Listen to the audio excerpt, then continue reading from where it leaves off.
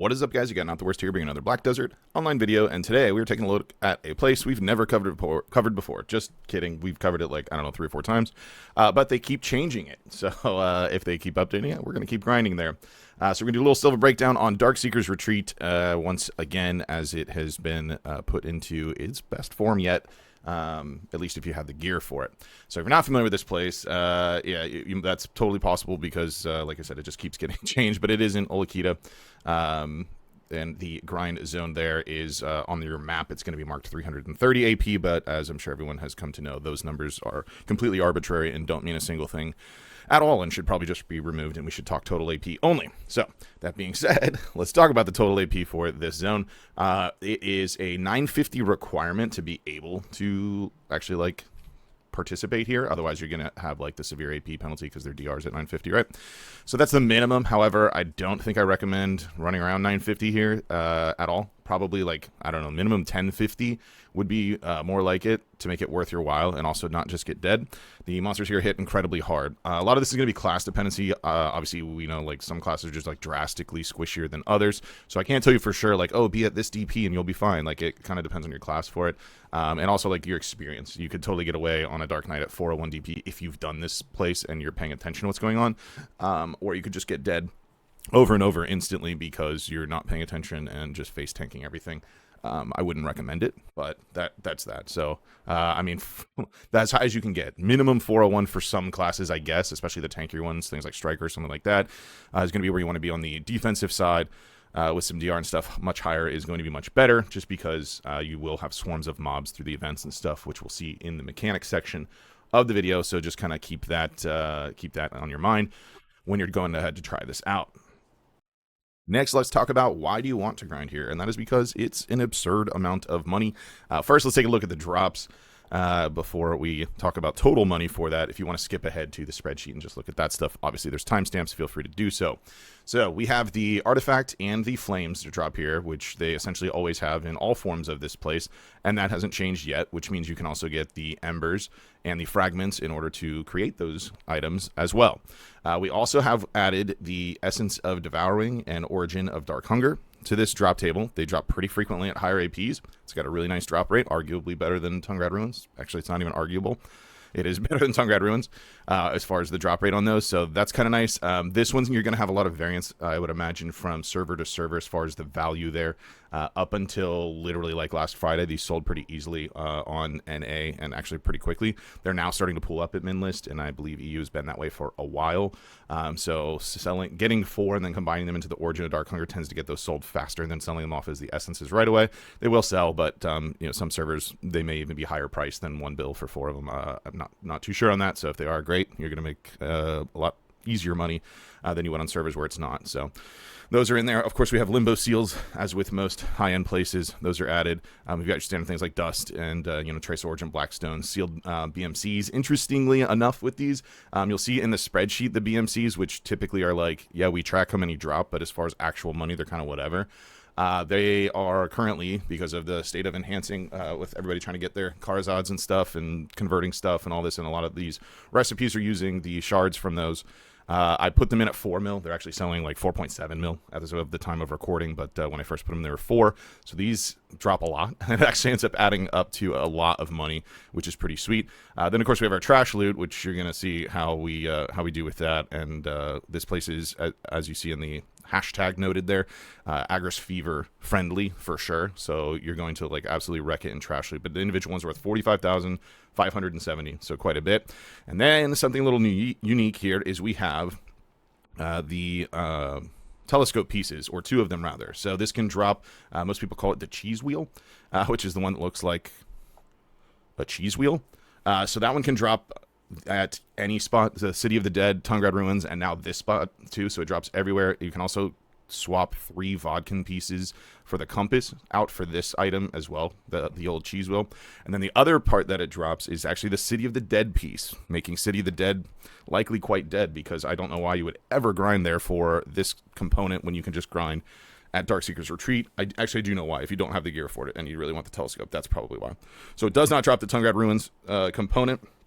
It drops the City of the Dead piece, yeah, making it just like much nicer to actually grind. I already have a telescope, and I also have, I think, like 13 Tongue-Rad pieces with like 10 cheese wheels. So if I ever drop another City of the Dead one, you'll see in this video run I did not.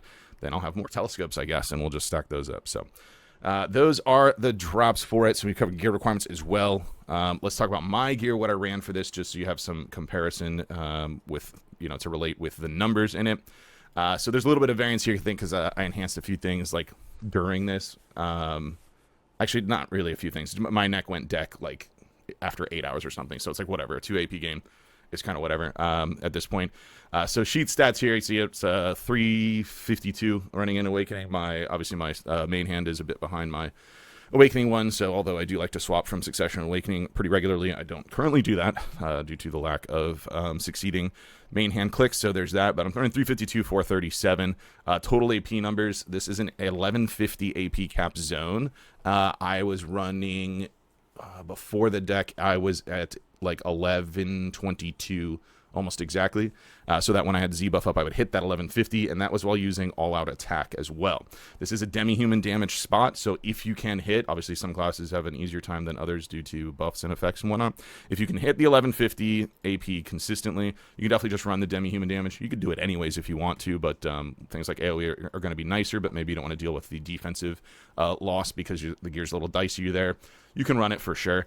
Do note if you are hitting that 1150, this is actually a 30% soft cap over AP. So if you are at that point and you can hit 1150 with the demi-human lightstone set on, highly recommend that because it's going to be a massive difference. You get pretty heavy penalized past 1150 as far as damage output for just raw AP, and species damage does not apply to that rule. So definitely worth running in that setup. As far as crystals, nothing magical. It's pretty straight up. Just to point out, I did run like Perfume of Courage here instead of the Deep Sea Elixir that has like the back attack modifier. And in the same vein, I also used corrupted crystals as opposed to back attack crystals. You can totally do that. I did run both, and it got pretty similar results. And the reason I ended up not going with back attack is, aside from the big mobs, and we'll see this in the mechanics, you're not really getting a ton of back attacks on the grouped mobs, and it takes a little bit more work to make that work. Maybe it edges it out if you stay on top of that, but for me, I like just being lazy and just kill them and not worry about it. So yeah, it's less work for essentially the same result to just run raw damage rather than extra back attack damage setups for that. As far as the Reforged Stones, again, nothing magical here. It's your standard, right? Critical hit damage, back attack damage, AP, Black Spirit Rage, and then you have a flex spot, whatever you want to do there. Down attack won't apply or any of that, so any of the others are not going to have any impact here. So if you have like a critical hit rate that helps your class or whatever, or you need accuracy or something, if you need accuracy, you shouldn't be here, but there's that. So now that we covered our gear and stuff, let's get into the mechanics and talk about that. All right, so mechanics for this spot, it's not very complicated. In general, there's a couple events to note that we'll see. I'll pull up here as I get to that talking point. So you have groups of mobs, as per usual, the two large dudes that like to hang out here. You engage on them, and then when you kill them, they're going to spawn a round of smaller dudes. You kill the smaller dudes, and you get loot, and then you go to the next one. For most players on the mediocre side of gear, you're probably just going to need 2 packs of mobs here, potentially 3, and then upper end players are definitely going to need 3 because you'll be swapping between them, and you'll clear faster, so 2's just not going to be enough. So you will need 3. Higher gear, you may not need 3 for mid or low gear. Low gear is probably not grinding here. So that's just standard how that works. You just kill them, and then it really simple. You just go from one to the other. We have 2 other spawns, sort of 3, that can happen. These you may be somewhat familiar with these from previous iterations of Darkseekers, or at least the last iteration. We have 2 different events, a little kind of mini event, and then we'll call it a tide event because it is kind of a tidal wave of mobs that happen. The mini event, anyway, is a lot easier. You'll just see a little notice trigger after you kill a mob. That sets up the event, and it spawns just like 2-ish little waves of mobs for you, and then ends with an eternal dude that can drop like higher drops on like Cabo fragments and stuff like that. So there's that. He also has a chance when you kill him, it will trigger an additional event where there's like a boss spawn. You spawn this giant boss with just more dudes. He has a guaranteed fragment drop on him. If you get the boss spawn, it's kind of rare. Obviously, higher drop rate will make these things yield more results for it, so keep that in mind. But the boss event, kind of lackluster, to be honest with you. That is just the fragment. I feel like he should drop an Ember in this stage of the game. There is another one, a little tiny mini event where a little blazing fireball thing pops up. It doesn't attack you or whatever, but it spawns, you kill it, and you get an ember, and that's it. And congrats, it's a free ember. Then the last event is the Tide event, is what I've decided to call that. And this one, as you can see, is a whole bunch of mobs that just keep spawning wave after wave after wave after wave. This is not timed. This is X amount of waves that they last for, and they also will not despawn if you get away from the mobs. So depending on your clear speeds and also your loot speeds, you'll notice looting from these waves is somewhat problematic because you're killing so many so quickly. But a good idea here is farm your BSR quickly. Make sure you're running 100% BSR so you can kind of like do a wave, have your BSR, move to a regular pack, and then come back. There's no penalty for you doing that, as in it's not like you're going to have less time on the event, and they won't despawn unless you, like, I don't know, if you ran, like, really far away, but I never tried that, so just don't do that, and you're fine. The other reasoning for that is when the normal packs of mobs spawn, so the two big dudes, when they spawn on top of your title event, when you kill them, they should also kill all of the event mobs that were up at that time. You'll notice there's some weird things that happen with terrain or like timing or something, and they won't necessarily kill all of the mobs, and maybe some of them, or maybe none of them, but usually the mechanic works properly, and you kill the two big guys and clear an entire wave all at once. Again, this will help maintain your BSR pretty easily, as well as just get you more and more trash loot because you're instantly clearing these mobs. So just a little tip to try out there if you can. Other thing is just be careful because, you know, you kill the two big dudes, then it spawns the regular wave of dudes. So those guys are much more durable than the event mobs. You'll shred through the event mobs very easily. But keep in mind how many are on you. So this is kind of where your defensive stats or maybe the defensive setup of your specific class are going to get tested a little bit here to see. So just kind of be smart. That's typically the spot where someone's going to die if they're like, whatever, run out of your like demi-human pots or something, so you're not getting your HP recovery, didn't notice it, and then you just die. So just kind of be careful for that. Look out for it. Other than that, there's no other mechanics. That's literally it. So just those events that spawn. It's pretty chill once you get the hang of it. Obviously, it may never be chill if you're lacking defensively, but hey, give it a shot and see. So now that we covered all that, let's jump into the spreadsheets and see how we actually performed. All right, first things first, I've got a link to this in the description if you just want to check it out yourself and not hear me yap about it. If you're here for the yapping, buckle up, let's do it. So just straight up, I'm sure you saw the title of the video, right? So 3.6 billion silver average is completely absurd, right? So there's a couple things with this. This was all done at 300% drop rate, sometimes 320 if the Sangoon buff was up at that particular time. I didn't necessarily track that exactly. The thing about trash loot for a spot that is very event heavy is you're going to increase your trash loot the more events that you get. So although it is kind of counterintuitive to think of like, you know, increasing your drop rate doesn't change your trash loot, right? Well, it does in this. The higher your drop rate, the more likely you are to spawn the rare events. Those actually get spawned by an item you can't see being looted. If you actually manually loot the mobs, you could see it. But you essentially loot a rare item, and that's what triggers these event spawns each time. So the higher drop rate you have, the better chance you have at spawning events, which means more trash loot, because when you kill event packs, they clear very quickly, and obviously you get more trash.